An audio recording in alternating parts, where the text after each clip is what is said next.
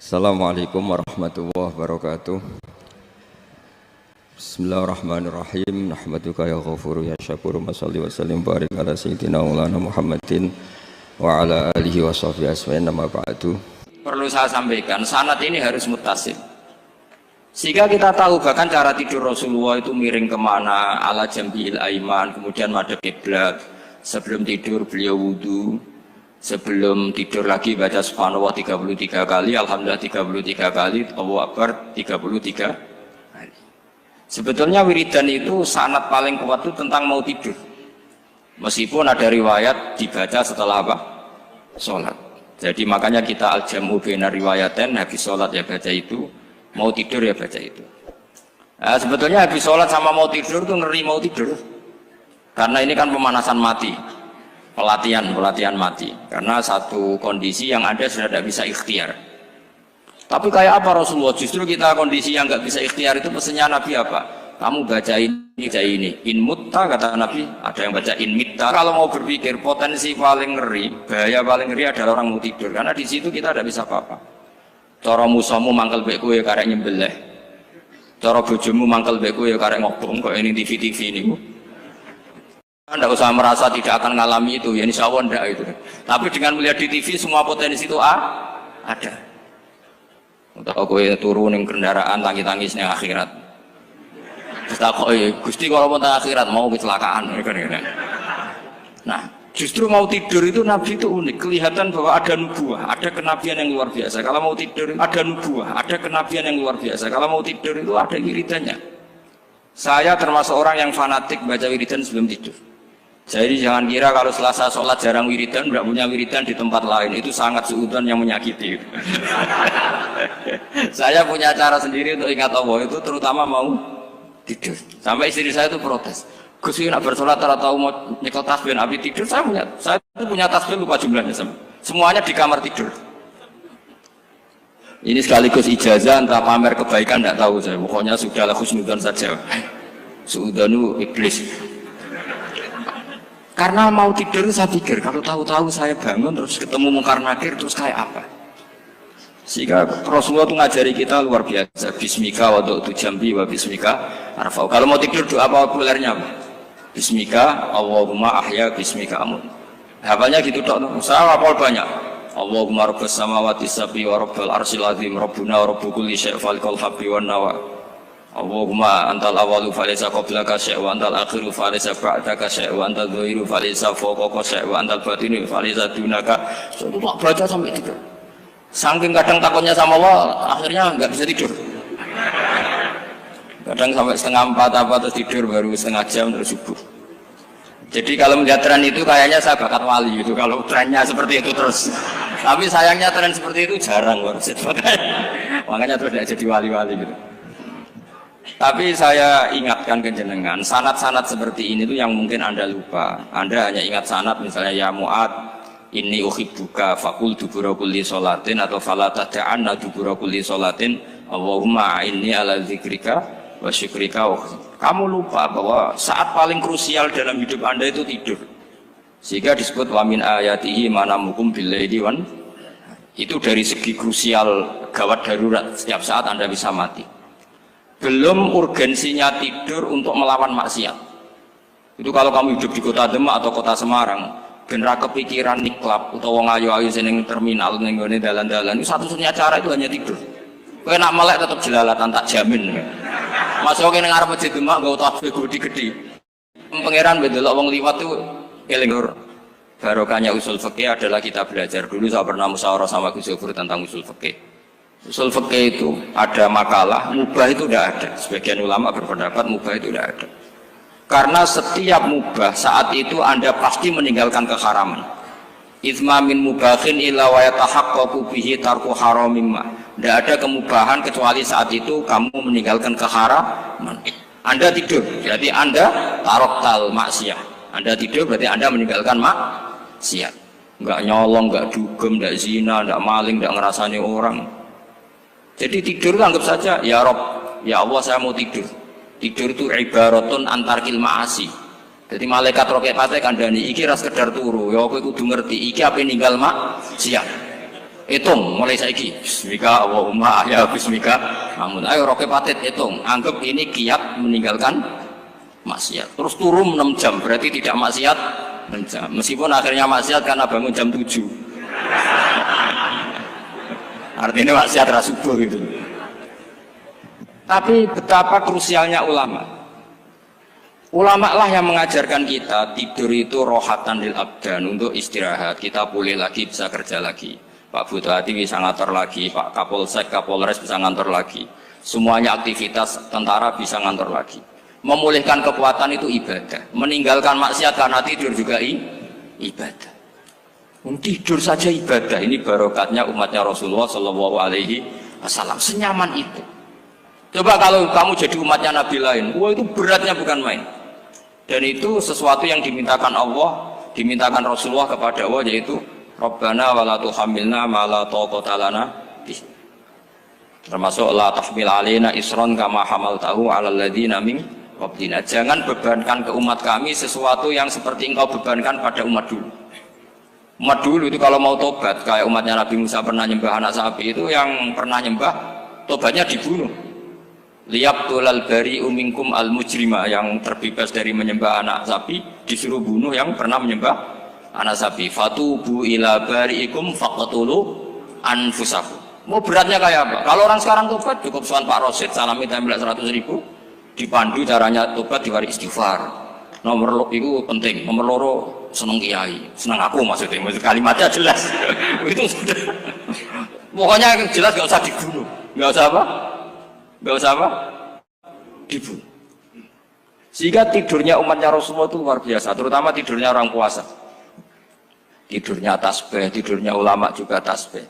Karena dengan tidur itu kita tahu alamat kematian. Di mana kita masih di dunia saja punya kondisi di mana kita tidak bisa menentukan diri kita sendiri. Dan itu awal dari kita mengimani la haula wala quwata illa billah. Segagai koyok ngono ternyata ada kondisi di mana kita tidak bisa mengendalikan diri kita sendiri.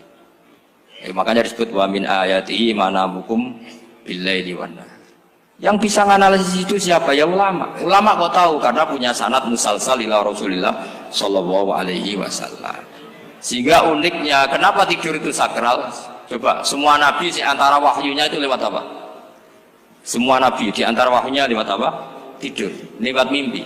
Inni ara fil manami anni atfahuka fanzur madza tar. Maka mimpi ini harus dikelola secara baik. Yaitu kalau kamu mau tidur, wudu dulu, baca tasbih, terus tinggalkan semua dunia, anggap saja ini pemanasan kematian. Itu insya Allah mimpinya sip pokoknya.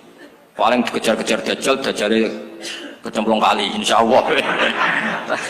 Tapi kalau kamu tidur gak wudu, raiso turu terus raiso turu mangan seku, raiso turu terus raiso turu mangan seku ben warak ben iso turu. Insya Allah dikejar dajjal kecekel. Akhirnya ngelindur gak karu-karuan karena tadi. Nah, sanad seperti itu yang punya siapa? Hanya ulama. Ada lagi satu contoh, ini sudah hampir 20 menit Pak. Itu saya pernah ngaji Durarul Kalami Syafi'i, mutiara-mutiara ngendikan Imam Syafi'i. Itu ulama itu mesti ngendikan itu unik. Tadi saya sudah cocokkan sama Bupati, tak tanya, Pak Bupati saya ini punya ilmu dari Bapak, mungkin pas untuk jenengan pakai. Kata Bapak, urip iku padha wae, ngadepi kanca mek musuh iku padha wae, malah kadang ribet kanca. Dulu saya itu iskal itu janggal. Tapi setelah ngaji Durarul Kalami Syafi'i yang ada di Muqaddimah kitab Majmu', Muqaddimah Syarhul Muhadzab Imam Nawawi, Imam Syafi'i ngendikan gini. Man ahsana ilaika faqad qayyadaka. Wong apiki kowe nyancang kowe. Pak Ros itu apian bae kok. Kene sarang sowan mampir, gayane apian, jebule nyancang. Awas nek tekoni iki Mas. Itu faqad qayyadaka, nyancang kowe. Tapi waman asaa ilaika faqad atlaqaka. Wong sing eleki kowe iku penak bebasno kowe. Kowe tau diutangi wong kancamu ta musuhmu. Sing biasa utang kowe lho. Kanca. Kowe numpak mobil ketemu musuh enak ra usah nawani, nek ketemu kanca monggo bareng. Sing ngel-ngelo kowe kanca atau musuh? Artinya gini, kanca ya barokah, nggo perjuangan, musuh ya barokah mergo ora tau utang. Jadi segampang itu ulama melihat kehidupan itu. Man ahsana ilaika faqad qayyadaka wa man asaa ilaika faqad atlaqaka. Jadi akhirnya kita hidup itu berkah terus. Di konco ya nak kata Solo di konco Gus Zofur nak kalau buatan sakit fikih musyawarah, ora iso tasawuf musyawarah. Di konco Pak Rosid, konco rai sederhana. Pokoknya duit. Tadi kurang contoh. Kalau rai Arab kan nggak sederhana, Pak. Wajahnya mewah terus.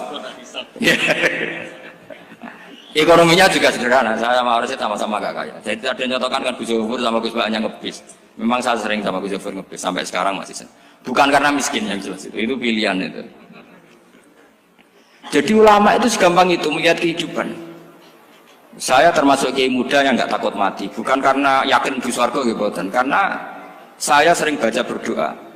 Allahumma ya Allah, kata Rasulullah, kamu harus berdoa ya Allah, ij'alil hayata ziyadatan li fi kulli khairin wal mauta rohatan li min kulli syarrin. Mungkin sekarang kita ada zina, mungkin sekarang kita ada korupsi, mungkin sekarang kita ada maling, tapi potensi itu tetap ada. Yang bisa ngakhiri itu apa? Kematian. Maka anggap saja kematian itu rohatan li min kulli syarrin, semua mengakhiri semua keburukan. Kayak apa Rasulullah memandang kehidupan? Kalau kamu masih hidup, anggap saja ziyadatan li fi kulli khairin. Saya gara-gara hidup saudaranya kersane Pak Rosid ngaji di sini. Ikhlas Pak Rosid itu sangat ikhlas. Saudaranya senior kula dipaksa nggih gelem, diintimidasi nggih gelem. Wah itu barokah. Nanti setelah saya mau mati, karena saya juga akan ridho-ridho saja. Ya Allah, ini akhir dari segala potensi keburukan saya. Sehingga kiai NU, kiai alim, ada bajingan, tukang ngemel wong kok mati. Saya gitu Pak, niki saya. Tanggane orang sing gelem muni saya. Kiai ini maksud, ayo Pak, muni saya Pak.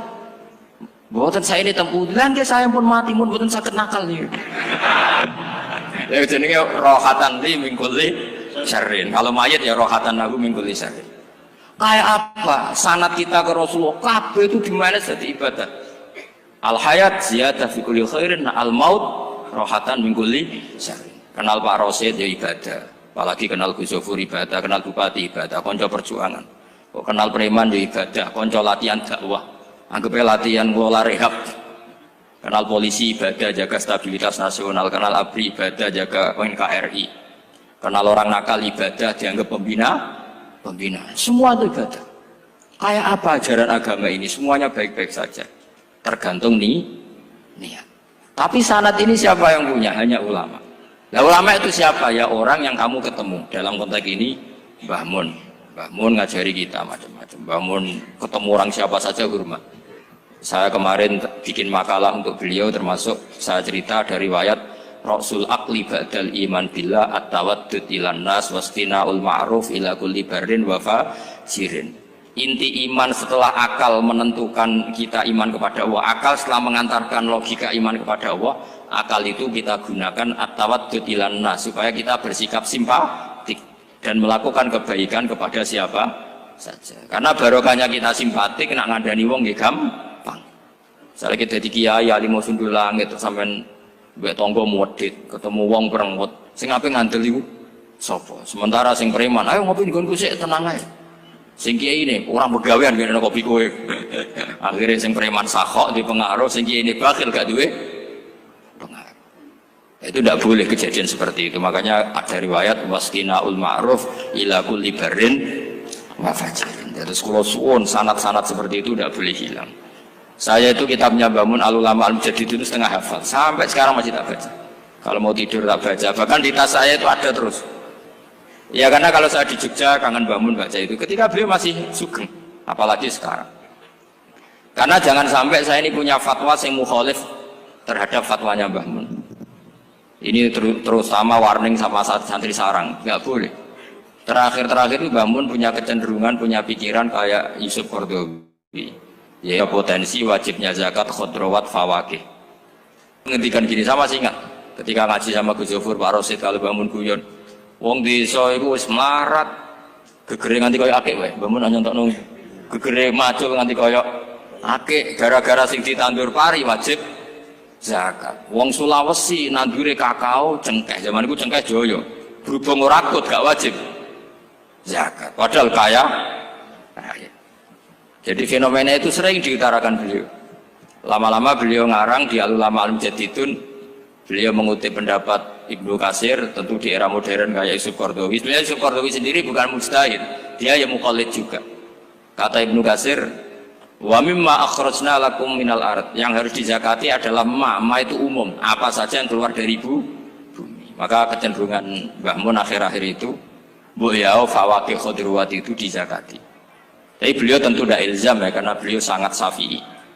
Tapi ini kan saran yang baik lah menurut saya. Apa susah sih dadi wong lomo gitu. Wong dadi wong medhit kok mbok bila-bila. Lah nek kowe takok takbire ndi Gus? Nak khudruwat fawaqih melon kakao tebu wajib zakat. Takbire iku lomo iku apik, medhit iku elek, ngoten mawon.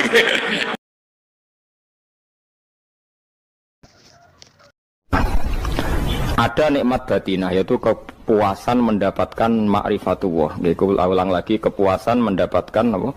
Ma'rifatullah. Itu nikmat batin. Baik yang terkait Allah maupun terkait logika-logika tasawuf.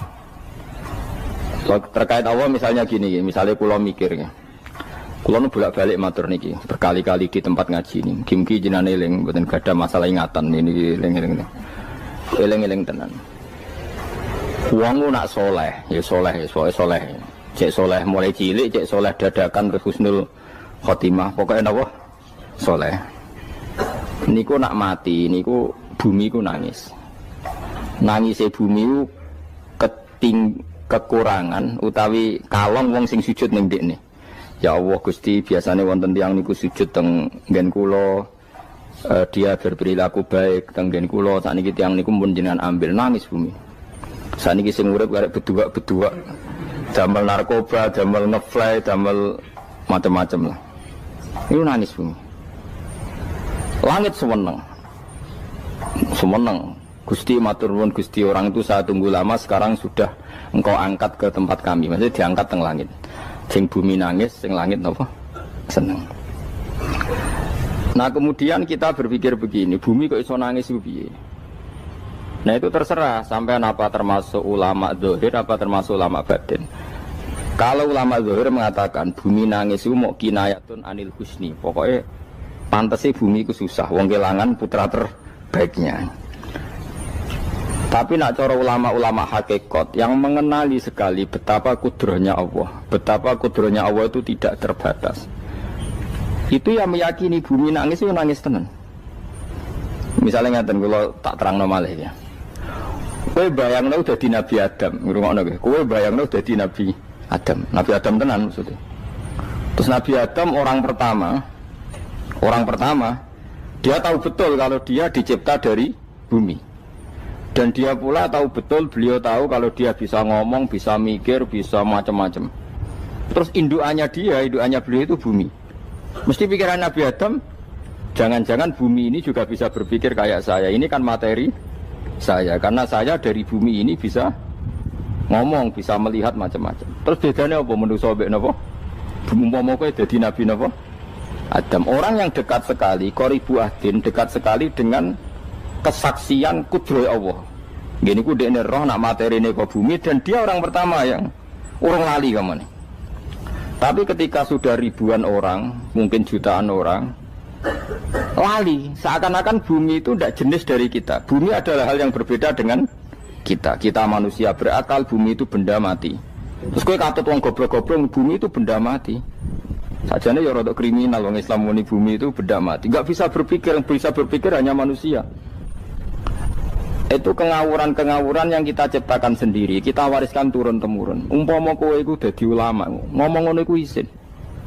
Bumi kok nyekseni kowe sujud, banyu nyekseni mbok pangan, mbok ombe kanggo sujud.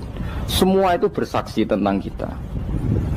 Ya, lan sampean tanglet kula, cara melogika gimana? Begini, tak wari cara gampang-gampangan nggih. Tak warai tauhid sing kasyaf. Tauhid ini yang dawuh Sayyidina Ali lau kusifal khoto'u mastatu yakinan. Umpama somben tutup-tutup iku dibuka, akulah imanku ora tambah mbek pangeran. Karena tren dunia dan akhirat sama. Zaman ning dunia ya Allah ala kulli saing kodin, kok zaman ning akhirat ya Allah ala kulli saing. Cara Sayyidina Ali, somben aku wis mati lah imanku ora tambah, meskipun aku ora swarga neraka. Lah kena napa? Darah padha wae, ning dunia ya pertunjukan kudratullah, ning akhirat ya pertunjukan kudratullah. Jadi pikirannya Sayyidina Ali seperti itu. Saya kan lahir misalnya tahun 1970. Berarti mulai Nabi Adam itu saya kan nggak ada. Ngerti-ngerti ada. Saya mengira waktu zaman tidak ada itu panjang apa cepat? Cepat, karena kita tidak melalui itu. Ujuk-ujuk wujud. Kadang aku mati ya wedi kan. Mau mati jebule kiamat 1 juta tahun kasih opo nang kuburan. Maksud Khalillah itu. Makanya aku ya ora roh, tak tinggal turu sakmono kan yo nglilir. Nang ngene terus nang ndi. Apa mlaku-mlaku nang donya, apa piye, nak turu ya kok ngani ngoyo turu kok ribuan tahun lintas. Terus ya apa jajal? Sampeyan tak takoki, misale sampeyan ning kuburan iku apa? Apa ngadepi muka nakil tukaran terus itu keselen tukaran kok nopo ratusan ribu mungkin. Nah terus kita dilatih. Kata Sayyidina Ali gampang latihan seperti kata Sayyidina Ali apa gampang udah menjadi wong alim. Pada akhirnya kita ini aku zaman urip yo ora roh karepe, ngerti-ngerti urip, mati yo ora roh karepe. Pas mati sampean petangin yo ora roh karepe. Pokoke wa matar sauna illa ayyasyallah. Makanya masyhur dia ketemu orang ateis. Dia orang ateis itu anti Tuhan, anti Tuhan pokoknya. Dia ditanya, lalu kamu hidup itu karena siapa? Ya enggak tahu hidup. Lalu kamu mati yang menentukan siapa? Ya enggak tahu, kalau tahu mati. Ya berarti Anda enggak bisa menentukan diri kamu sendiri. Akhirnya dia taslim, ya ada yang menentukan. Lah ya ada yang menentukan itu dalam Islam disebut apa?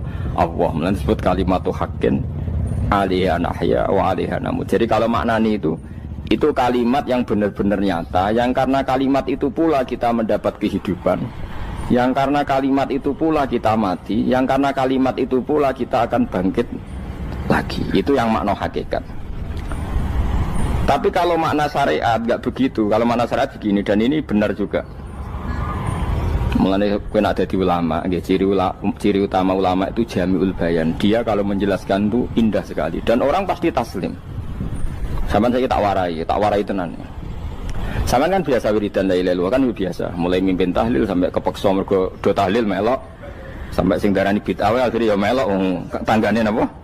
Tahlil. Soale wae. Kata Ibnul Qayyim Al-Jauziyah dalam kitab Zadul Ma'ad. Kitab Zadul Ma'ad itu kitab kesayangannya Sayyid Abdul Al-Haddad. Sayyid Abdul Al-Haddad itu pengarang kitab Zadul Ma'ad.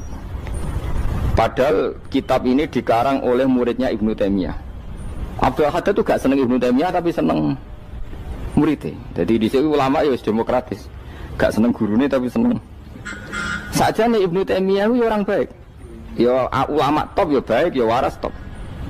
Tapi ngerti-ngerti Wahabi itu identik dengan Ibnu Taimiyah. Akhirnya ulama ahli sunnah penyebut itu terus isin. Mulane kiai-kiai ra ono sing dalil kala Ibnu Taimiyah mergo dicap Wahabi.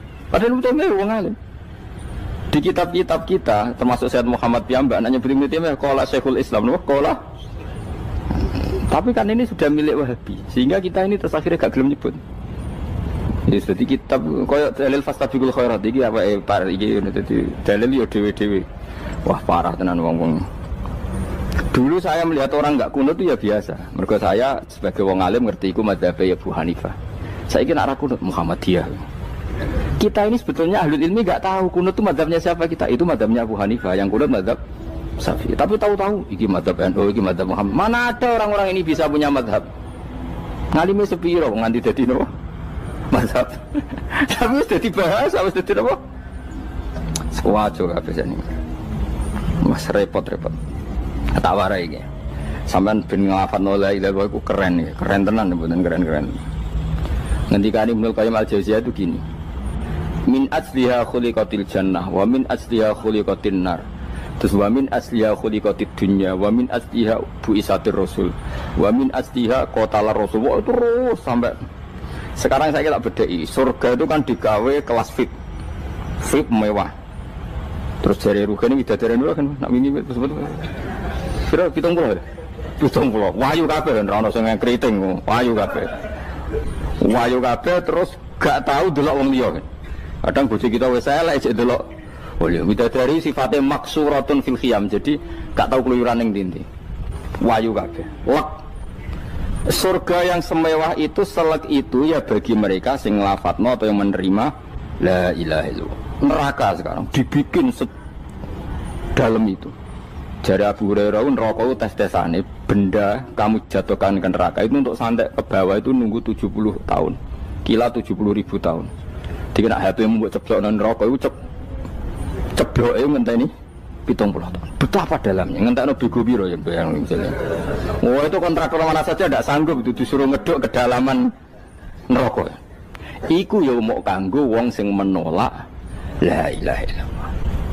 Jadi kalimat ini luar biasa. Swarga digawe bagi yang nerima, neraka digawe ya untuk yang menolak.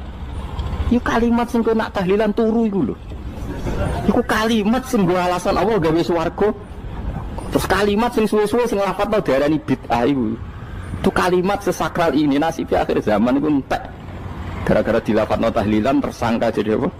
Bid'ah. Dulu kalimat yang dipuja-puja penyebab surga dan neraka. Saiki kalimat itu tersangka. Mau perkara napa? Bid'ah.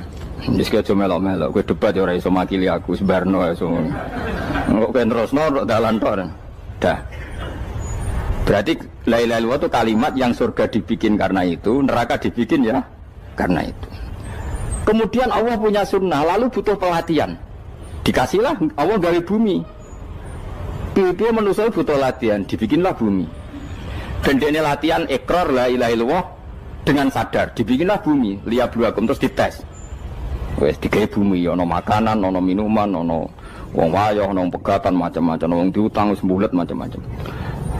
Gue ngetes, eling la ilaha apa eling utangi, eling la ilaha apa eling kasuse, pokoknya dites. Karena nggak fair kalau Allah bikin itu kemudian nggak dites, dibikinlah darul imtihan. Dunia itu bahasa Arabnya darul imtihan, tempat tes-tesan. Imtihan mana apa? Tes, liyabluwakum, diuji. Wes diuji kita hidup. Artinya kita dihidupkannya pun oleh Allah demi tes-tesan la ilaha, itu disebut kalimatu haqqin alaiha. Nah ya sebenarnya kita hidup pun ini untuk dites. Pada akhirnya la ilaha illallah apa enggak? Paham ya? Terus dites. Allah itu juga secara hukum itu kan enggak fair, dites kok enggak punya pemandu. Dibikinlah rasul, diutuslah para rasul untuk pemandu. Tes itu kan butuh seru.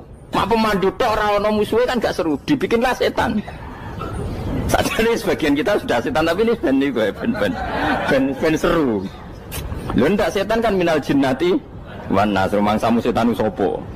Baik setan minal jinnati wan nas. Jadi kena muni auzubillahi minasyaitonir rajim, terjemahane berlindung Allah dari saya sendiri ya Allah itu. Lho itu kalau ulama dulu biasa auzubillahi min syururi anfusina wa min sayyiati amalina. Sebenarnya kita berlindung hanya dari setan yang jauh, iblis itu enggak. Ya setan diri kamu sendiri, min syururi anfusina, dari kejelekan diri kita. Ngomongnya do ujug, soalnya setan tuh makhluk gaib sing piye. Lah kowe iku sapa? Nganti kowe maksiat terus mergo akrab klop, roh mbek setan klop. Mulane terus maksiat. Dah. Allah ngutus pemandu yang ngecul setan ben fair. Napa? Fair. Jadi semua darul ibtila ini juga demi kalimat. Nah, makanya disebut kalimatu haqqin sing alaiha nahya.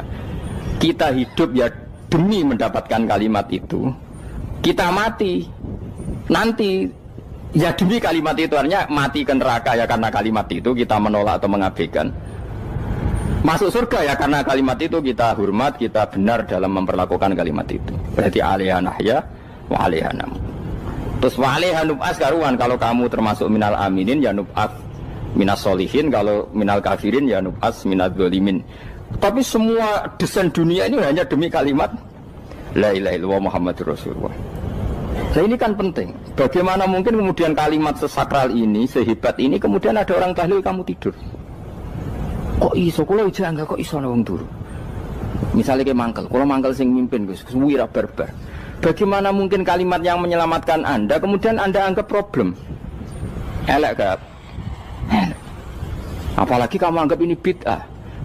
Nak cara kula oke lah, ndongakno mayit itu gak ono tuntunan Nabi. Tahlilan gak ono tuntunan. Tapi wis muni tok kono tok.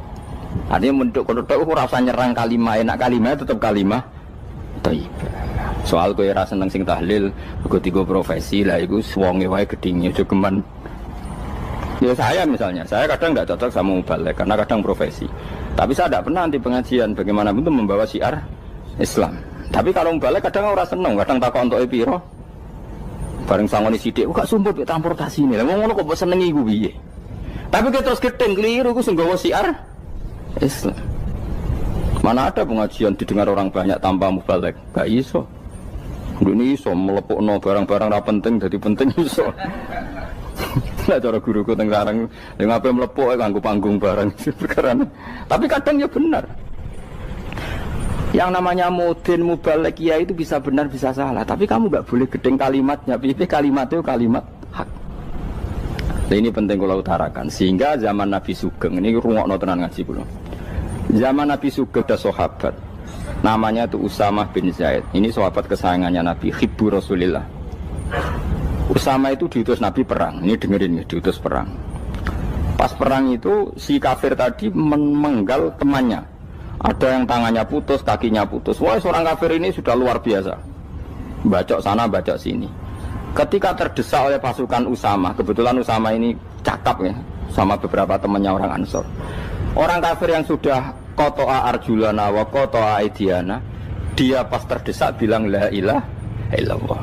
Terus sama Usamah tetap ditusuk, dibunuh karena dia berpikir ini qolaha muta'awwidzan, dia melafadzkan kalimat itu hanya berlindung dari pembunuhan. Setelah dilaporkan Nabi itu marah besar. Nabi ngendikan kaifa anta ya Usamah bila ilaha illallah idza ja'at bika yaumal qiyamah. Kowe nek ditakoki la ilaha illallah ku piye? Piye wis ngomong la ilaha illallah, tapi sampai ngomong ngoten sakwise ngethoki tangan kula, maksudnya tangan kula tangan kelompok saya, kaki saya. Nabi tetap jawab kaifa bila ilaha illallah idza ja'at bika yaumal qiyamah. Pokoknya Nabi menyoal terus. Sampai menjadi fatwa ijma'nya fuqaha, siapapun yang melafatkan la ilaha illallah harus kita terima meskipun qolaha muta'awwidzan, meskipun saat melakukan hanya cara zahir berlindung dari kematian, sehingga kita terima. Orang kafir yang 80 tahun kafir melafatkan la ilaha illallah 1 menit menjadi mukmin. Sampai ada ayat kulil ladzina kafaru iyantahu yufar lahum ma qad salam. Ini kalimat yang sakral, bahkan kafir yang 80 tahun saja menjadi mukmin hanya karena melafatkan la ilaha. Mulane yang ngaji saya, yang seneng saya, jangan pernah kamu mengatakan ada bid'ah yang orang bisa jadi kafir. Bagaimana mungkin orang mukmin yang ke kuburan dan melafatkan la ilaha illallah kamu katakan kafir? Padahal kalimat ini yang kafir 80 tahun saja menjadi mukmin. Saiki ana wong nglafadzno la ilaha illallah mergo salah tempat pinggir patok mbok arani kafir. Kok aneh. Mungkin kafir 80 tahun udah dadi mukmin iki gara-gara ngafalno la ilaha illallah dadi kafir. Mergo mau salah tempat ning pinggir apa? Patok. Mboten ora cocok muni nganggur, wong sering ziarah ku nganggur. Nyatane ya tenan. Cara dekne pegawai negeri ora sering ziarah. Nah iku tapi ora usah muni kafir, gak mungkin lah. Coba kalimat ini itu orang kafir yang 80 tahun menjadi apa coba dengan melafadzkan kalimat ini? Mukmin kan? Berarti kalimat ini adalah kalimat penghilang kekafiran. Lalu karena dilafadzkan secara salah dianggap kafir. Hanya karena bid'ah itu tidak mungkin. Makanya sebetulnya Wahabi yang alim-alim itu tidak berpendapat demikian. Saya punya beberapa referensi Wahabi yang alim itu tidak pernah mengkafir-kafirkan orang karena perdebatannya seperti itu. Tapi saat ini wis kuwajo. Sebenarnya kalau orang alim itu ya mirip-mirip, entah Wahabi entah tidak mirip-mirip. Karena kalimat tadi. Wahabi itu kitab terbesarnya itu Ibnu Taimiyah. Ibnu Taimiyah itu punya murid Ibnu Qayyim Al-Jauziyah. Itu sampai sekarang saya lihat di fatwanya Ibnu Taimiyah itu begitu hormat sama orang-orang kita ini sama. Tapi tahu-tahu lewat penyaduran sana sini terus menjadi kacau. Jadi kalau balik ini malah sampai anak kepengen dua nikmat batinah seperti tadi yang saya utarakan. Swarga dicipta sedemikian mewah ya demi yang menerima la ilaha illallah. Terus neraka dibikin se-ekstrim itu juga bagi yang nolak. Kemudian dibikin daru pelatihan yaitu dunia ya karena kalimat berarti kalimat itu luar biasa. Wa biha qamatis samawati wal ardu. Kalimat ini pulang menjadikan langit bumi berdiri. Lalu sekarang kita bisa ngomong, bisa berpikir, bisa ngadekno BPKB macam-macam. Itu karena kita sendiri apa karena kudratullah? Saya tanya. Karena kudratullah. Kalau karena kudratullah, apa susahnya Allah bikin kemampuan tanah ini nangis, tanah ini susah. Wong podo-podo kowe iso nangis, iso mikir ya mergo kudratullah, ndak karena kamu. Harusnya ya sama, bumi-bumi ini bisa menangis juga karena kudratullah. Makanya bumi ini menangis ketika enggak ada orang yang sujud. Iku ya mungkin. Wong zaman kowe iso nangis ya krana kudratullah, mestine bumi yang kamu katakan benda mati, hakikatnya dengan kudratullah juga sama dengan kita. Mulane tenggene kitab Al-Husunul Hamidiyah, kula ngrasa utang tenan mbek kitab niku. Dulu saya ngaji 2 tahun kitab Al-Husun. Kitabnya kecil tapi saya ngaji itu 2 tahun. Berkali-kali saya ulang. Itu beliau cerita gini. Dia yang ngarang itu orang alim, kebetulan dia orang India. Memang kelebihannya kitab dikarang orang Arab itu luweh bulet. Wong Arab kan semuanya Islam, karangannya itu standar. Ini dikarang wong India. Di Tonggo Blodor, di masjidnya, dikarang ulama yang masyarakatnya itu udah karu-karuan. Beliau cerita itu gini. Manusia itu punya satu kebodohan, di mana kebodohan itu disebabkan oleh Robtul Asbab Al-Adiyah, mengkaitkan sebab sing biasa-biasa. Misalnya gini, sama saya kita omongi, misalnya ada orang bilang gini, batu ini nanti itu menjadi ayam. Orang bilang mukhal apa enggak? Enggak, jawab saja. Mukhal. Kenapa bilang mukhal? Karena dikira enggak bisa kan? Enggak, jawab saja. Jawab satu-satu.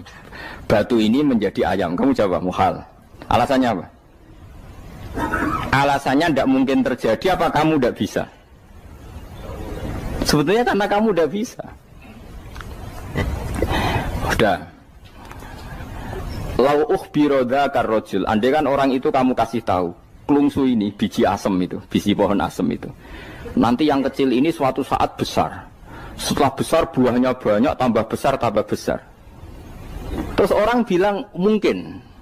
Ketika bilang mungkin itu karena dia bisa apa hanya karena menyaksikan berkali-kali ada kejadian nak klungsu ditandur, iku iso dadi gede. Coba sama jawab. Karena dia bisa apa karena hanya menyaksikan itu sering terjadi? Hanya misalnya. Artinya zaman dia mengatakan mungkin itu pun tidak memberi kontribusi ikut buat. Iya enggak? Tetap bergantung kudrahnya Allah. Dia hanya bilang mungkin karena sering melihat. Sebenarnya dia enggak sama sekali memberi kontribusi. Lah ya darani mungkin ya ora urun. Paham ya? Lalu kenapa dia kecangkeman terus muni wong wis mati dadi lemah gak mungkin dadi manusa meneh. Lho zaman dadi manusa sing wis ngene iki kok mani dene lara melo gawe.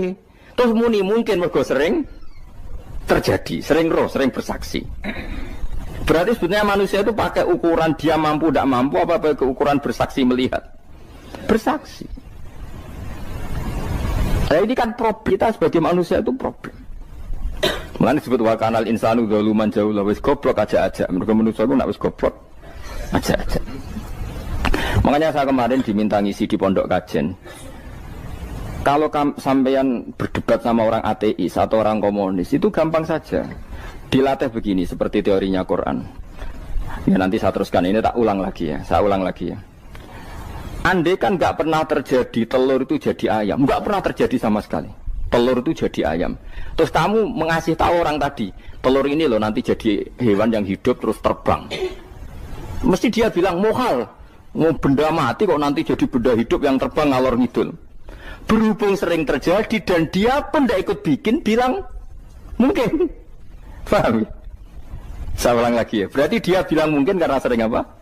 Terjadi dan dia lihat. Andai kan pertama kali gak ada telur sama sekali yang jadi ayam, terus pengalaman pertama di dunia belum pernah terjadi. Kamu kasih tahu telur ini nanti jadi ayam terus terbang. Orang ini bilang mukhal enggak? Mukhal. Berhubung sering terjadi bilang enggak? Nah berarti kita nanti bangkit dari kubur gampang saja bagi Allah. Cuma belum pernah terjadi kamu mengatakan mukhal. Nah makanya otak kita harus dibenahi. Kalian jogeman percaya ambek yang pernah kita lihat, yang sering kita lihat. Percayalah dengan akal, tapi akal waras tuh. Karena waras itu serempet tatanannya wangil. Makanya Islam itu melatih. Qul falillahil hujjatul balighah. Misalnya begini ya, dulu kalau Gerwani atau PKI atau siapa saja lah, itu kalau melatih anak-anak TK, makanya seorang ulama harus punya kecakapan penjelasan ibanatul ahkam. Itu anak-anak kecil dilatih. Anak-anak kamu terpejam, mintalah manisan sama Allah. Ya Allah saya minta manisan, saya minta permen. Terus disuruh buka, dapat enggak anak-anak? Enggak dapat bu, wah berarti Allah enggak ada. Sekarang minta sama bu guru. Bu guru kami minta permen dikasih. Berarti yang ada bu guru bukan Tuhan gitu. Akhirnya jadi gerakan ateisme. Nah sebetulnya untuk melawan gerakan itu kita harus melatih begini misalnya gini. Saya itu pernah ketemu sama orang yang berpikiran komunis. Oh komunis juga. Dia nantang saya gini, Pak, pokoknya saya tidak bisa menerima konsep Tuhan sebelum Anda bisa menjelaskan kenapa ada Tuhan. Jadi, bocah kok elek ini. Nah, aku ngerti aja, sak cerdas ini tetap cerdas aku yakin tetap cerdas aku. Rasanya selain raine seram meyakinkan, tapi pikir tetap cerdas. Kulo itu kan wong Quran gitu, artinya punya pikiran panjang. Mungkin di antara orang Islam kita ini tidak punya kecakapan menjelaskan. Tapi kalau orang sering baca Quran, apalagi dia ngaji tafsir ya, yang waras maksudnya waras lah. Terus rapati seneng duit, barang ini penting. Kalau seneng duit, mari goblok. Yakin ulama seneng duit, mari goblok, tak jamin. Umpama alim wis kelas B, kelas C gak bisa, tahqiq gak bisa. Kalau tahu dikandani konco kulo riyen ambek jenengan udah kaca akhir. Lah kena apa? Cok seneng duit, bro. Duit itu masalah bagi ulama. Orang duit itu masalah kan ya. Maksudnya rasa senang tapi ojo terus gak duit. Sekarang saya tanya, Quran itu melatih kita gini. Quran itu sederhana kalau ngelatih tauhid. Tapi orang pasti ingat. Kata Allah gini, nggak apa-apa, saya tidak Tuhan, nggak apa-apa. Kamu yang Tuhan. Tapi buktikan kalau kamu Tuhan. Caranya gini. Am khalaqus samawati wal ardi. Ya nggak apa-apa, kamu yang Tuhan nggak apa-apa. Tapi buktikan kalau kamu menciptakan langit, bumi. Mereka pasti ikrar, ya tidak mungkin saya menciptakan bumi, saya lahir sudah ada bumi. Yesus lahir sudah ada bumi, nggak mungkin Tuhan. Terus Tuhan membuat pertanyaan kedua, am khuliqu min ghairi syai'in. Ya sudah, kalau saya tidak Tuhan, lalu nggak ada Tuhan, berarti alam raya ini tercipta oleh sesuatu yang nggak ada. Aneh nggak? Misalnya sebelum alam raya ini nggak ada Tuhan. Berarti sebelum alam raya ini kan adanya nihilisme, sesuatu yang nggak ada. Kemudian sesuatu yang nggak ada menjadi penyebab sesuatu yang ada. Aneh nggak? Menurut aneh, sesuatu yang nggak ada itu mestinya kan nggak bisa ngelabeti, nggak bisa berfungsi, nggak bisa ada gunanya. Wong jenenge ra ono iku ya ora marai apa-apa. Mau ra ono kok dadi sebab. Sesuatu yang menjadi sebab itu yang wujud apa yang nggak ada? Yang wujud. Sak takok ini. Lah kalau nggak ada Tuhan, berarti alam raya ini lalu sebabnya apa? Ya dari ketiadaan, lalu tiada itu menjadi sebab. Yang tiada kok jadi sebab itu tekem gitu. Mikir, di mana-mana yang sebab itu harus barang yang wujud, nggak boleh tiada kok jadi sebab. Ini kan jadi aneh, sesuatu yang tiada menyebabkan sesuatu yang ada. Terus dia, ya pokoknya ronde ini kalah, tahu kapan tak pikir, pikir nganti mati temenang aku ini mana. Makanya sebetulnya dalam ilmu mantek, pertama itu kita tidak harus iman Tuhan itu namanya Allah, tidak harus. Makanya pertama dikenalkan, sementing kenal Tuhan itu ada dulu. Disebut zat sing wajibil wujud, belum disebut namanya Allah. Allah itu disebut nama Islam, itu paham ya? Saya ulang lagi, Allah disebut itu nama Islam. Tapi kalau penemuan akal hanya sampai kita ini butuh zat sing wajibil wujud, sing menjadi penyebab semua alam raya ini. Di bahasa Arab disebut musabbibul asbab. Belum menyebut Allah musabbibul asbab. Islam pun pertama Iqra turun ya gak nyebut Allah. Iqra bismi rabbikal ladzi khalaq, khalaqal insana min 'alaq. Iqra wa rabbuka. Tuhan itu siapa? Yang mencipta. Nah, yang mencipta ini oleh syariat Islam disebut apa? Tapi dalam logika yang penting kowe kenal sik ana musabbibil asbab. Pastikan bahwa alam raya ini yang wujud pasti disebabkan sesuatu yang ada. Enggak boleh barang wujud kok diciptakan oleh sesuatu yang tidak ada. Lah wong gendeng ora barbar barang ra ono mbok sifati al-khaliq. Sing gawe langit bumi apa? Pencipta. Penciptane apa? Sesuatu yang tidak ada. Kowe ikhlas dutek ngono kowe ikhlas ta ora? Gak kowe ikhlas ta ora dutek ngono kowe ikhlas ta. Kowe gelem dadi bodho niku. Gelem kan? Mboten. Nah, nikmat ngono jenenge nikmat batin. Nah, mulane sing suwenang mbek kalimat la ilaha illallah. Wes ana sing bid'ahnallah iku wong nganggur wis beno sauni-unine. Tapi kadang memang kita berlebihan. Tahlilan ra barbar 40 dina ini ra barbar. Muga alasane wis disangoni akeh tahlil sedih lho sakake penggemar sing keselen sing rantuk sangu ya butuh cepet. Lane cara kula niki penting kula utara nggih. Kowe nek ora cocok tahlilan 40 dina wis ngomong ae kira cocok model harinya. Tapi ki aja menolak kalimat la ilaha illallah iku disifati Kanjeng Nabi kalimat thayyibah. Wong Nabi nyifati thayyibah, kalimat yang suci kok nyifati bid. Tak soal kira cocok wong sebut. Misalnya kamu bilang saja wong mati wis sangu amale lha apa didongakno barang. Nek kowe pengen ndonga ora usah ndonga. Wis ora usah biasa wae. Kula lah mbok dongakno ya ora seneng. Gak meyakinkan. Karo dene mlebu swarga butuh dongamu ora ono swarga fadhole pangeran apa mbok dongano barang. Ya tapi kowe donga aku ya seneng. Senenge ya semau lah timbang nyanyi-nyanyi rame-rame sadok donga. Mbok mandi mbok ora pokoke donga.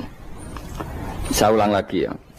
Makanya Quran itu melatih logika sampai seperti itu. Am khalaqus samawati wal ard bal la yuqinun. Sampai terus diulang-ulang. Am khuliqu min ghairi syai'in. Kalau mereka merasa Tuhan enggak apa-apa, tapi buktikan mereka ini wujud sendiri tanpa sebab. Atau begini, kalau mereka tidak tahu sebab pencipta langit bumi, mereka sendiri suruh yakin kalau mereka adalah penciptanya. Am humul khaliqun, enggak apa-apa. Ya tapi masih Abu Jahal gendeng lah, masih Abu Lahab ngawur lah, nak takoki, ya wes pangeran kowe wae sing gawe langit bumi. Penggemarnya saja pasti tertawa. Mosok Abu Lahab darani pencipta langit bumi, wong lahir wae ning bumi. Tapi Quran oleh nggo jawab, am khalaqus samawati wal ardo. Apakah mereka menciptakan langit bumi? Bala yuqinun, mereka pun tidak pernah yakin. Jadi itu pangeran. Makanya di mana-mana orang alim itu suka debat. Karena pangeran sendiri kalau menjelaskan kebenaran seringnya juga nantang debat. Kata Allah, Qul ara'aytum ma tad'una min dunillah aruni madza khalaqu minal ardi am lahum syirkun fis samawat. Enggak apa-apa mereka Tuhan kata Allah, tapi buktikan zaman langit diciptakan mereka memberi kontribusi apa? Apa urun bego, apa urun cagak, apa piye lah pas aku gawe langit iku dekne urun apa jare am lahum syirkun fis samawat. Misale urun apa lah? Urun tol ta urun apa lah. Itu pangeran. Mereka kan pasti menjawab enggak. Terus itu nih kita bimbing qobliyada. Kalau kamu nggak percaya Quran sebagai kitab, nggak apa-apa. Tapi buktikan kamu punya kitab tandingan. Nggak, mereka nggak punya juga. Atau gini, nggak usah Quran, nggak sakralan. Au atharotim min ilmin, atau kajian ilmiah yang membuktikan bahwa Yesus itu Tuhan, atau yang membuktikan bahwa berhala itu Tuhan. In kuntum shodiqin, nggak apa-apa. Kalau kamu benar buktikan. Nah itu makanya semua nabi itu punya kecerdasan. Karena tadi nabi kadung nantang itu nih kita bimbing qobliyada. Au atharatim min ilmin in kuntum shadiqin. Tapi sekarang orang alim soleh itu jarang. Yang ngono anggere wong soleh rapati ngalim, anggere sing alim biasanya rapati soleh. Lah kula itu masuk rontok-rontok ya isih rontok soleh ya rontok, tapi lumayan masih menjaga hujjatullah tadi. Sebab itu ulama dulu mengajarkan Allah itu siapa? Disifati zat sing wajibil wujud. Karena alam ini kadung ada. Kalau alam ini kadung ada, pasti penyebabnya sesuatu yang wujud. Tapi kalau wujudnya mungkin bahaya. Wong sing gawe wae wujude terima mungkin bisa wujud bisa tidak. Makanya dipermanenkan yang gawe alam ini zat sing wajibil wujud. Sing wujudnya wajib. Wajib itu enggak bisa enggak pasti wujud. Nah, terus kita kenal itu namanya khaliq, itu musabbibil asbab, itu khaliqul asya. Lalu oleh Islam zat yang demikian itu disebut Allah. Terus jadi la ilaha illallah. Nah, orang yang bertauhid gini tentu punya kenikmatan batin yang luar biasa. Sehingga saya bayangkan nanti mati yang ngono biasa wae kan. Gusti zaman kula teng donya ora melok ngatur oksigen, ngatur nyawa, ape mati ndak ra ngoten. Mulai dari Sidin Ali, jenengan jemben nak mati tambah pinter apa biasa? Ya biasa wae. Ning bumi yo ndelok kudrohe Allah, kok ning akhirat ndak ra padha wae ndelok kudrohe Allah. Mulane beliau masyhur guyonan beliau lau kusifal ghata mastatu yakinan. So ben aku nek mukasafah ning akhirat imanku yo ora tambah ya biasa wae, standar-standar wae. Maksudnya kue ning dunia ujung-ujungnya paling pokok ya menyaksikan kudratullah. So ben ning akhirat ujung-ujungnya paling pokok ya delok kudratullah. Ning dunia saiki Allah ya matlubi sing kita cari. So ben ning akhirat ya Allah matlubi. Paham ya? Artinya hukum dunia dan akhirat itu sama. Kita di dunia golek ridhanya Allah, ning akhirat ya golek napa? Ridhanya Allah. Lah nek soal kecil itu, tapi ning akhirat tak masalah, Gus pun rokok masalah. Itu utang ditagih yo. Masalah, kere suwi bro, masalah. Ya biasa, jenis makhluk anane masalah. Sekarang oleh di masalah pangeran jodoh masalah, biasa wae. Terus niki kalau mulai saking penjelasan gitu, kias Ali itu analogi kias, ya, analog. Terus tenggene ilmu usul fikih itu ada kias itu kan kias aulawi dari bawah dikiaskan ke yang lebih apa? Atas. Ada kias setara, namanya kias musawah, setara. Ada kias fahwal khitab, maknanya ya orang pasti sadar kalau maknanya seperti itu. Sampean saya kira bedhe, jawab mau biasa mau. Kudu ya pantes, pinter ya pantes jawab bae. Kulo bolak-balik ngaji menerangkan. Kita ini hidup itu menjadi tahu apa malah menjadi tidak tahu gara-gara hidup. Nah, aku mari ke goblok sih, ora oleh. Gara-gara hidup menjadi tahu. Yo, ora sing bener gara-gara hidup menjadi tidak tahu. Kowe goblok itu sebabnya apa? Sebab tahu apa sebab tidak tahu? Wes gak polling gak apa-apa. Ayo 02 sik sebab tahu. Ini yang syukuran. Tahu. Hidup itu menjadi tahu menjadi tidak tahu. Menjadi tidak tahu. Oke, Mas. 01 ya. Oh. Menjadi tahu. Nah, tengah-tengah. Wong loro padha ora jelas ya, cara kowe. Ndak tahu. Berarti menang 0 piro? Biasa. Tawari ilmu hakikat ya. Jadi awal syaratnya dadi wali. Meskipun dadi wali ku yo angel tapi tak warai mukadimah ya napa. Jadi nak bar iki urung wali cek apa? Mukadimah. Ndak sekarang misalnya gini, saya mau minum teh. Jadi saya melihat teh. Terus saya minum teh. Karena saya fokus minum teh terus anak saya main di sekeliling saya, anak saya kecil misalnya. Terus jatuh. Saya ini dianggap bodoh kan? Bodoh kan? Gara-gara mau minum teh fokus saja membiarkan anak jatuh. Yang andai kan saya tidak fokus minum teh, mungkin anak saya terkontrol. Terus ngerti ada cilik kan potensi apa? Begitu juga dunia. Gara-gara delok babunan ayu-ayu, delok gemerlapi dunia politik, delok hal-hal yang enggak penting, akhirnya melupakan hal yang penting. Sekarang misalnya Allah itu Ar-Razzaq, pemberi rizki, Allah itu Al-Mudabbir sing ngatur dunia. Gara-gara Fauzi terus meyakini satu makhluk apa yang nyelametno Indonesia. Ini kan dari iman kepada Allah menjadi iman kepada itu tidak boleh sih. Iman ya mbek pangeran. Jadi dunia itu biasa wae. Oh, nomor itu kok iso nentokno. Cuma ya tetap berorganisasi secara duniawi, tapi tetap sih menentukan. Iki rungono tenan awas. Nah karena kita hidup maka menjadi tidak tahu. Kita tahu itu menjadi tidak tahu. Surungono sehingga nanti tak terangkan sekian dalil dari Quran dan hadis. Gara-gara saya fokus minum teh, terlena mau ngopi, wah sena esok ngopi. Gara-gara terlena itu anak saya jatuh, menjadi tidak tahu. Begitu juga dunia. Makanya Allah sering memberi nasihat, fala taghurrannakumul hayatud. Kamu jangan tertipu oleh kehidupan dunia. Ibaratnya Allah menimpi direm, dat paling penting, paling pokok. Tapi kamu abaikan. Kamu bilang jabatan penting, teman penting, mitra pejabat penting, komunitas penting. Kamu sampai lupa bilang nah Allah itu lebih penting. Nah, ini sudah mulai kena hijab. Nah orang yang kena hijab ini nanti tidak bisa masuk surga karena Allah duka dengan duka marah besar. Allah ngendikan kalla innahum ar-rabbihim yauma idzil lamahjubun. Orang-orang ini nanti ketika di akhirat terhijab dari saya. Karena zaman ning donya ora tau roh aku. Kenapa kok terhijab? Justru karena ada yang diketahui. Justru ada yang diketahui. Contoh paling mudah itu copet atau lonte atau koruptor atau apa saja. Misalnya nyuwun sewu orang jadi copet itu kan umur 17 atau misalnya jadi pekerja seks nakal itu kan umur 17 atau 18. Hanya karena pernah mendapat rezeki dari judi misalnya atau dari transaksi yang haram. Terus dia bilang gini, aku nak jadi copet mangan kopo. Aku nak judi mangan kopo. Aku nak gak jadi wong nakal mangan kopo. Padahal dia 17 tahun nyatanya bisa makan, birizkillah apa? Tapi pernah merasakan 1-2 bulan dari rezeki haram, dia menvonis seakan-akan tidak bisa makan kecuali dari rezeki haram. Ya itu tadi gara-gara tahu nikmatnya uang yang sepintas lewat haram, nyopet atau korupsi, terus menafikan nikmat-nikmatnya.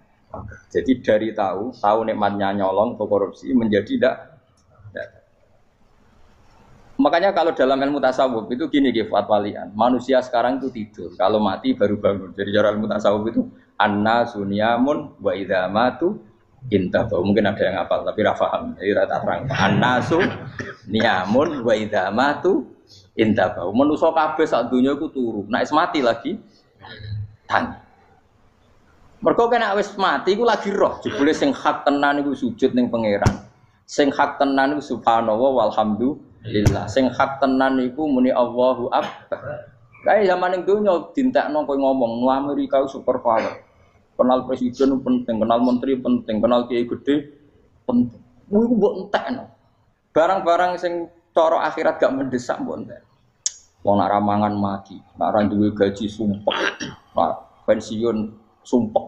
Hal-hal nanti setelah di akhirat kamu hanya tahu satu kalimatul haq, yaitu kenangan terbaik kamu di dunia itu sujud. Jika kamu getun ketika hidup tidak pernah sujud. Makanya kata Rasulullah, nanti kamu tahu ketika di akhirat hatta takuna sajdatul wahidatu khairan minad dunya wa ma fiha. Sehingga kamu nanti tahu bahwa sujud satu kali itu lebih baik ketimbang dunia dan sisi. Karena ternyata setelah kamu di akhirat, yang layak jadi poin kamu hidup di dunia itu hanya apa? Sujud. Nah, yang dunia kan WA penting, HP terbaru penting, babonan penting, mitra penting, ngomong terus berjuta-juta kalimat. Hanya karena kamu hidup. Tahu saya mati, kau ngerti, kau kabeh dak. Maka ilmu kamu itu setelah mati, lagi ilmu terlambat. Nah, pas ilmu mau terlambat itu Allah duka, kalla apa alhaqumut takatsur hatta zurtumul qabir kalla saufa ta'lamun summa kalla. Terus kala lau ta'lamuna ilmal yakin la tarawunnal jahim. Pas kowe ilmumu wis bener, Gusti ternyata penting sujud teng jenengan, ternyata penting jenengan Allah Akbar. Pas roh pas waya mlebu neraka, kok wis kecewa. Ya saiki tapi waya mlebu neraka, roh wis terlambat. Mane tak warai saiki bener roh pas waya mlebu neraka. Kok nek roh terlambat, pas roh waya mlebu. Sehingga ketika Allah melehno wong kafir, melehno itu mencibir orang kafir. Kata Allah begini. Ini mungkin yang hafal Quran bisa dicek lagi. Fakashafna angka fito akafa basarukal yauma hadid. Jadi kata Allah ngomentari orang kafir ketika di akhirat, laqad kunta fi ghaflatin min hadza. Kamu lupa kan kalau ada akhirat seperti ini kata Allah. Fakashafna angka fito aka. Sekarang kamu saya kasyaf, saya buka semua fakta. Fa basarukal yauma hadid. Sekarang pandangan kamu tajam. Dulu di dunia bilang misalnya seks penting, dugem penting, narkoba penting, maksiat penting. Kalau enggak gitu saya pusing. Nanti di akhirat semua ini jadi problem. Artinya apa? Gara-gara di dunia melihat gemerlapnya dunia, dia menjadi tidak tahu pentingnya Allah, tidak tahu pentingnya akhirat. Maka dengan hidup malah menjadi tidak tahu.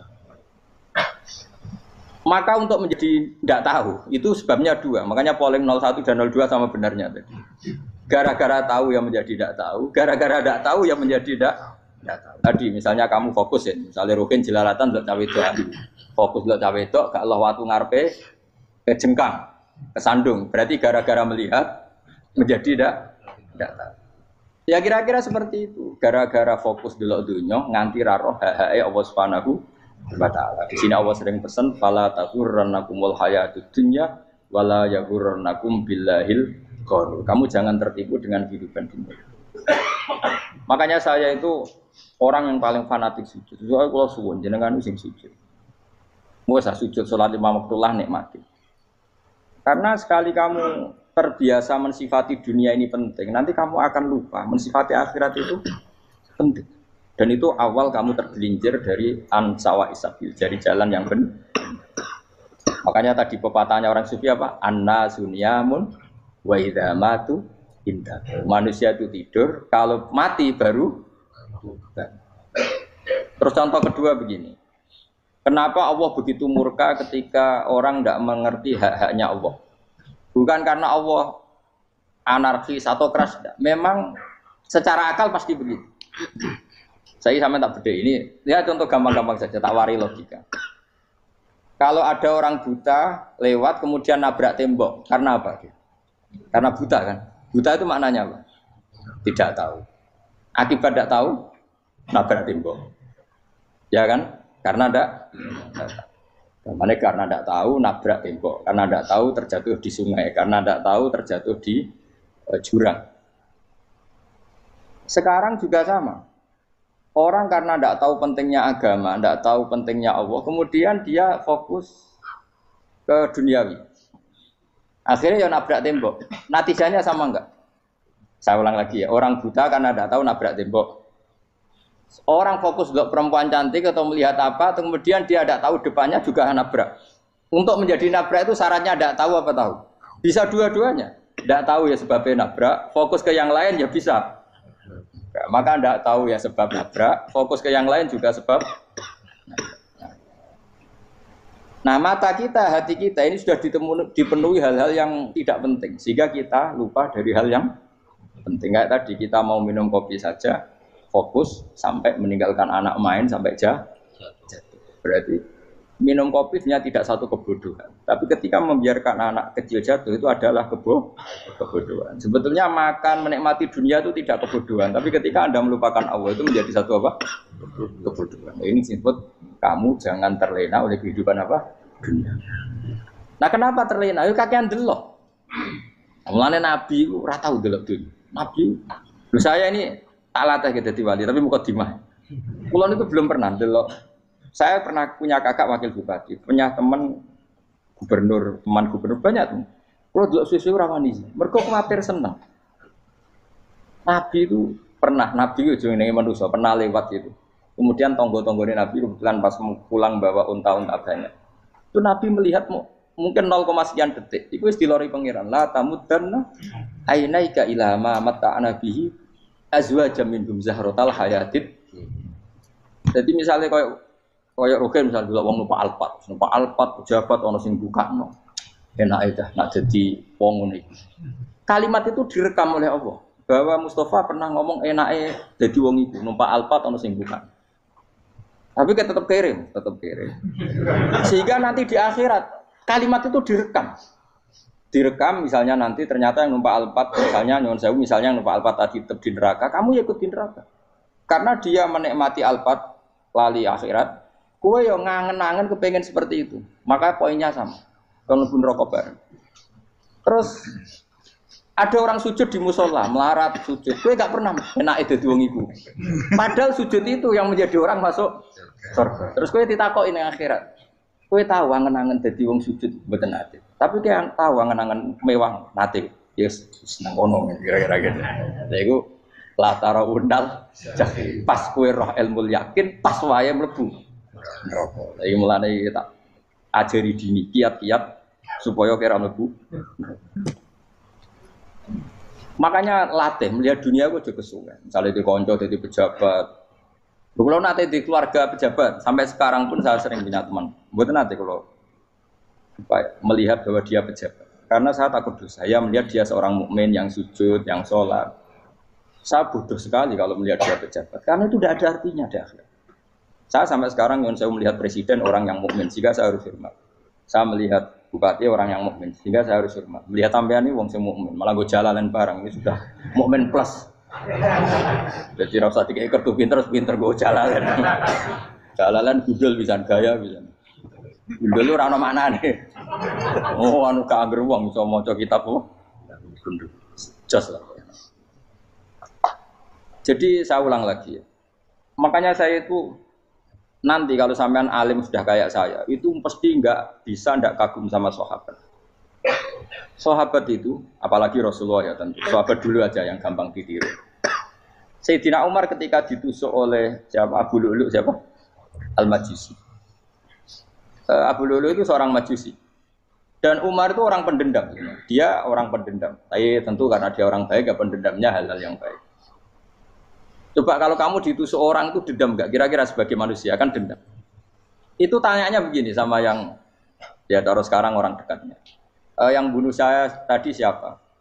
Itu Abu Lu'lu Al-Majusi, Hulamul Mughirah. Dia budaknya Mughirah. Majusi, iya ya Umar. Dia sudah mau mati. Itu ngetikan gini, sama siapa teksnya? Alhamdulillahilladzi lam yaj'al maniyati biyadi rajulin sajadalaka sajdah yuhajuni biya yaumal qiyamah. Ya Allah, terima kasih sekali ya Allah. Engkau mentakdirkan saya dibunuh oleh orang yang enggak pernah sujud. Kalau saja dia pernah sujud, maka dia berhak menuntut saya dengan sujudnya untuk masuk surga. Artinya gini, kalau dia ditusuk orang yang pernah sujud, misalnya Sayyidina Umar kok ditusuk oleh Ruhin, kemudian Umar Ruhin masuk neraka, aku tetap pedih Gusti. Isowai sujudnya dia menjadikan enggak berhak masuk neraka. Artinya Umar saking hormatnya pada sujud itu dia enggak berani. Jadi kira-kira kok Umar sujud kowe iku kira-kira rawani maksudna anak kowe mlebu neraka. Piye-piye di kekuatan sujud yang mempotensikan tetap dia masuk surga. Makanya dia seneng, dendamnya kesampaian. Syukur lah nek sing mateni aku ora tau sujud. Dadi tak patut nang neraka langsung gludeng ngene kira-kira gitu. Saking hormatnya ambek sing jenenge sujud. Tapi kita sekarang enggak. Rawong ning musala sujud, ya kan wong nganggur. Otak kita ini sudah PKI lah kamu. PKI halus. PKI yang tanpa kartu, paham? Makanya Allah kalau muji sujud, enggak sampean tak latih supaya baca Quran yang benar. Kayak apa Allah bikin Ka'bah? Kayak apa mulianya Ka'bah? Itu dibikin Allah untuk apa? Lil akifina wa satusai warrukais sujud, dan untuk orang-orang rukuk dan sujud. Ketika Allah menurunkan rezeki di bumi dan di langit, itu perhitungannya Allah masih itu asli. Rabbana liyuqimus shalah faj'al afidatan minan nas tahwi ilaihim warzuqhum inasam. Gusti, ben nak sujud ku kuat. Piye-piye menungso nak ramangan ra kuat. Nak is kuat, diteno ku yo ben sujud. Liyuqimus shalah. Ketika Allah muji orang baik, ata ibunal abidunal hamidunas saihuna satruse arraqiunas sajid. Yang rukuk yang sujud. Karena tadi ketika nanti Anda di akhirat, kenangan terbaik Anda di dunia itu hanya sujud. Liyane iku. Coba misalnya kene akhirat terus video disetel sih. Pas kongkoi-kongkoi ning perapatan. Bariku nglamunem disetel. Ben dadi pegawai negeri. Ngayal gajine sakmene, engko sakmene nggo wayo. Wan direkam kabeh. Ora sini-sini wong. Terus tokoh idola sing duwe wae sing tumpakane Alphard di sekretaris saya. Iku mbok nang utakem iku berpuluh-puluh tahun. Dan itu jumlahnya poinnya misalnya 100.000. Bareng idol anu Kanjeng Nabi mau 10%, cuma gayanya mau sholawat. Tapi sebetulnya agak tahu bayangno ini miskinan Mbak Amit nih miskinan. Gayanya mau sholawat, tapi teke ora tahu pengen melarat koyo. Yes. Itu direkam. Makanya dari Habib-habib sing alim-alim niku almar'u ma'aman ahabba hada targhib wa tarhib. Kita ini kan sering dimotivasi mubalek. Mubalek itu kan saya naik dewe nang, pokoknya seneng Nabi swarga. Dari Habib-habib sing alim nak ngritik, masalahnya dewe mu almar'u ma'aman ahabba. Wong dibarengno wong sing disenengi. Apa kamu bisa menjamin seneng Nabi saudure seneng wong-wong itu? Jangan-jangan kita lebih berkeinginan seperti orang tertentu yang kaya raya, yang terkenal, yang hebat. Meskipun kowe oleh sana muni seneng Kanjeng Nabi. Jangan-jangan status cinta kita terbukti ke orang itu. Iya toh, misalnya gambarnya pasang neng kamar, puas, partai, uang, kuasa. Terus kue nyumbang masjid nyuwun sewu mau 50.000, tapi bareng nyumbang untuk kemenangan orang itu 10 juta. Nyebut uang itu satu hari 100 kali, nyebut Nabi bedak sholat. Warung dihitung, dipoling mbek malaikat, disurvei buat dipoling orang pokoknya. Dengan cara begini status senangnya orang ini ke siapa? Ya, ono pengajian sholawatan nyumbang 50.000, nanggo pemenangan. Harus kita diundang hayya ala sholah melaku ngenteni komat. Tapi nak diundang acara kampanye teko ngarep sedurunge 2 jam. Dari sekian di polling, terus kadar cintamu ke siapa coba? Dari sekian indikator misal cara polling. Jangan-jangan diputuskan lebih seneng ke itu. Ya sudah almarhum aman. Apa? Makanya kata orang-orang alim almarhum apa? Orang itu terserah disenangi. Masalahnya kita tidak ada jaminan lebih senang Nabi. Ya orang ada jaminan ya saya aman misalnya.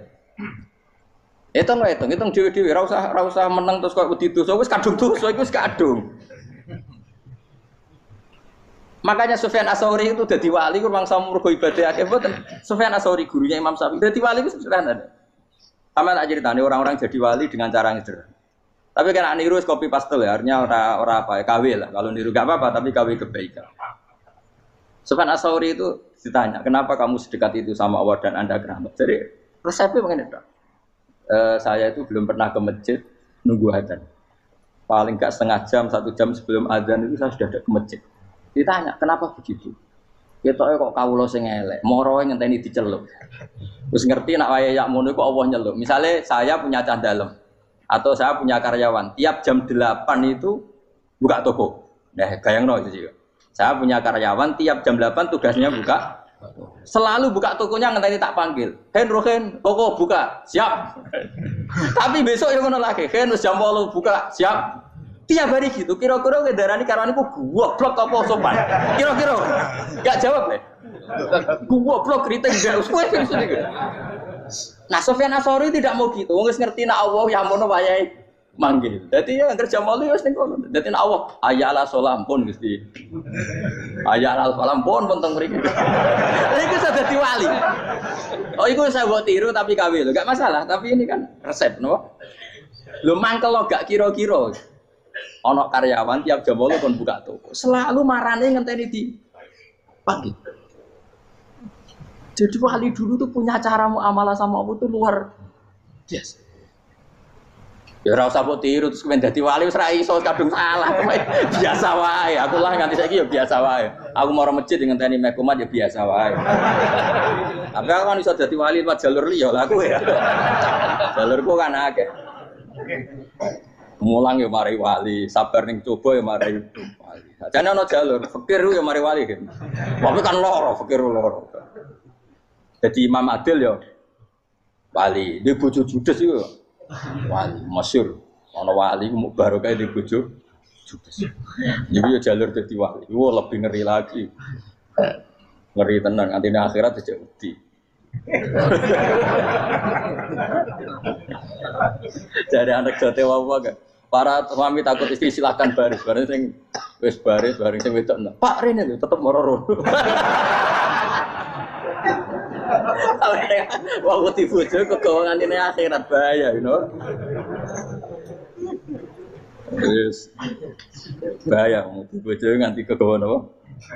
Tengah akhirat. Masyhur jadi cerita-cerita wali guys.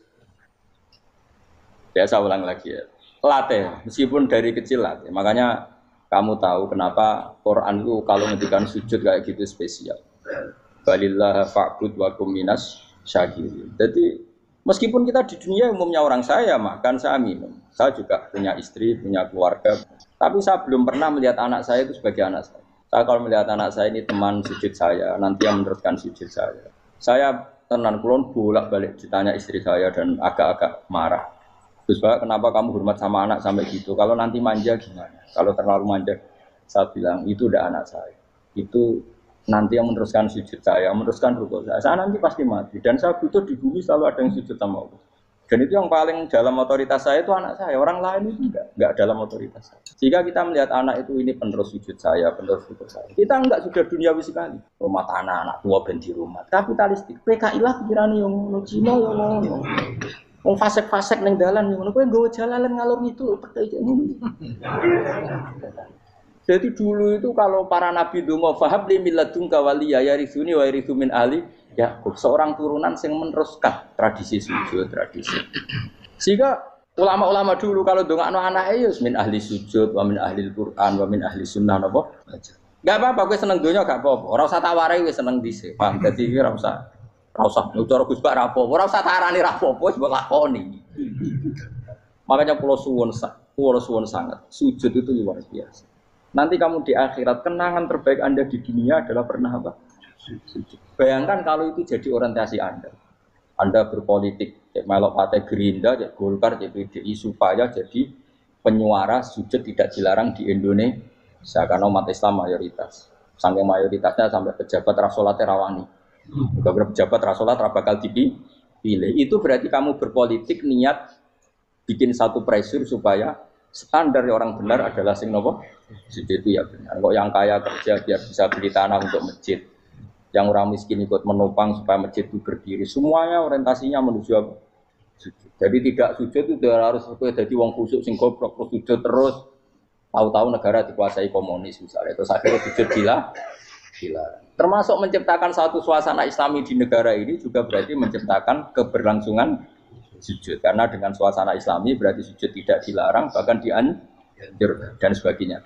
Ini penting saya katakan karena kalau tidak diingatkan ruwet. Nabi itu pernah punya anak dalam.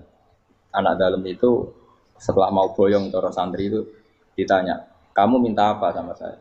Ya Rasulullah kasih waktu 1-2 hari mau saya pikir. Karena yang menanyakan orang yang sayyidul awalin wal akhirin setelah sekian 2 hari, minta apa kamu? Jalur anda gak tanggung-tanggung. As'aluka murafaqataka fil jannah. Saya minta jadi temanmu di surga. Oh Nabi kaget tuh. Kok kalian diwarai wong? Mboten terjeng mari. Kok Nabi diwarai wong ndak ada ya. Terus kenapa kamu minta itu? Kata tadi, kalau saya minta dunia itu nanti zailah, dunia itu pasti hilang, faniyah pasti hilang. Maka yang abadi adalah saya jadi temanmu di surga. Tapi apa kata Rasulullah Jabe? Fa'inni ala nafsika bikasrotis sujud. Ya sudah, kamu bantu saya, kamu memperbanyak sujud. Kayak apa? Nabi pun mintanya fa'inni ala nafsika bikasrotis sujud. Saya bantu untuk menolong diri kamu, kamu memperbanyak apa? Sujud. Makanya di pertama surat turun itu ada wasjud, kamu bersujud dan kemudian mendekatlah kepada Allah. Tapi sekarang enggak, karena kita kena hijab duniawi, mitra penting, semuanya penting, dan semuanya penting itu makna di hati kamu adalah hadun. Bahkan ngidolakno kiai perkara hadun nafsu, kowe nak dadi kiai gede. Wah, teko ditolak al-badru. Wale napu pidato MC-ne muni Saiful Fadilah wal Karomah, mbah sauni-unine MC. Baru disangoni dihormat. Tekan muji ulama wae dari segi ya baru bisa wayo akeh macam-macam. Utak nek selek, tekan muji ulama wis dari segi. Makanya saya ini termasuk ulama, kalau kan saya ngebis biasa. Kalau jarang kerso di panggungnya, seneng juga. Supaya semua ulama udah dipandang secara apa? Dunia. Saya sampai sekarang ngedus anak kalau biasa. Teng pasar gitu biasa, kalau marung teng pasar mangan gitu biasa. Nak seneng kalau ben atas nama wong alim, karena apa? Kalau kita terlalu menikmati dunia, lama-lama orang seneng ulama juga dari sisi dunia. Keren, jadi kiai teko disualami dicucupi, munggah. Ya enggak apa-apa itu enggak dosa sebenarnya, tapi takut saya utek elek-elek ini ngidolakno perkara duniawi, show-nya itu lho, Pak. Dadi wong ngene tak pikir teko ngaji bar wis warmu paham karepmu ora karepmu. Mulan ngarep ora ngaji karepmu. Mesti rugi kowe ya, aku tenang ae aku. Ben orang itu latihan ikhlas, napa? Latihan. Lho kadang gitu protes mbek tiyang dia. Gus, jenengan sekali-kali nak tidak tak derekno kok umum. Aku itu tidak mengharamkan itu, meneh kula dereng tuwa. Dereng haji malah turun, topa meneh. Dalane ra roh dereng kiai malah ngel topa. Ngarusin tahu tak menderekno ning kota, tak kon sepeda motor kan terno ning gone Malibu. Dalane ora roh malah yo nerang.